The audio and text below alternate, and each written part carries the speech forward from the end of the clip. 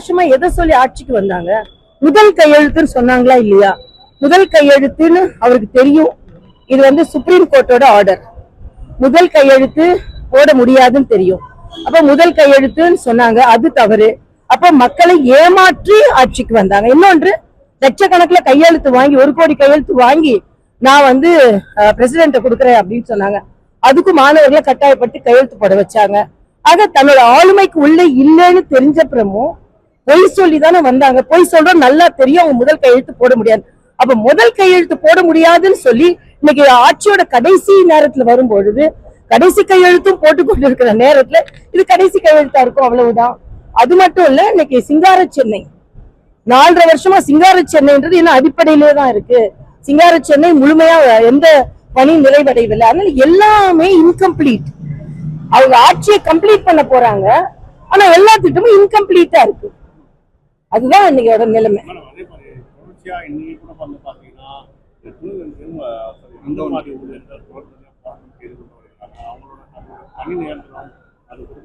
அங்கன்வாடி மட்டும் இல்ல, நான் வந்துட்டு இருந்தேன். வந்துட்டு இருக்கிற நேரத்துல ஒரத்தநாடு கிட்ட பள்ளி ஆசிரியர், இடைநிலை ஆசிரியர்கள் வெயில்ல உட்கார்ந்துட்டு இருந்தாங்க. காரை நிறுத்தி என்னன்னு கேட்டேன். எங்களுக்கு வந்து பணி நிரந்தரம்,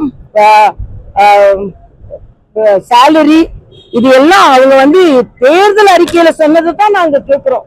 புதுசா எதையுமே கேட்கல. ஆனா தேர்தல் அறிக்கையில சொன்ன எதையுமே அவங்க நிறைவேற்றல அப்படின்னு சொன்னாங்க. இது மாதிரி எல்லாரோட கோரிக்கைகளும் குறைபாடோடு இருக்கிறது. தேர்தல் அறிக்கையும் குறைபாடோடு இருக்கிறது. இது எல்லாம் குறைபாடு வச்சு திருப்பி என்ன தேர்தல் அறிக்கை அவங்க சமர்ப்பிக்க போறாங்கன்னு தெரியல. அதனால நான் சொன்ன மாதிரி they are going to complete the government but in an incomplete way.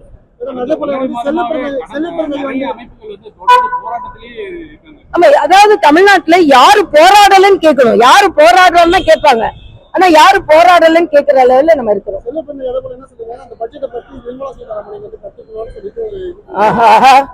Nirmala Sitharaman அவர்கள் எவ்வளவு நல்ல பட்ஜெட் போட்டிருக்காங்க. அதுல நிர்மலா சீதாராமன் இவங்ககிட்ட வந்து கத்துக்க வேண்டிய இல்ல. இவங்களோட பட்ஜெட் எவ்வளவு மோசமான பட்ஜெட் இப்ப தஞ்சையில விவசாயிகள் சொன்னாங்க, எங்களை ஏமாற்றிய பட்ஜெட். எல்லாரும் ஏமாற்றி கொண்டிருக்கிற பட்ஜெட் இல்ல, இந்த தேசத்தையே மாற்றி கொண்டிருக்கிற பட்ஜெட் மத்திய பட்ஜெட். பிளே ஸ்டோர் மற்றும் ஆப் ஸ்டோரில் இருந்து பாலிமர் செயலியை QR கோடு மூலம் பதிவிறக்கம் செய்யுங்கள். செய்திகளை உடனுக்குடன் பெறுங்கள்.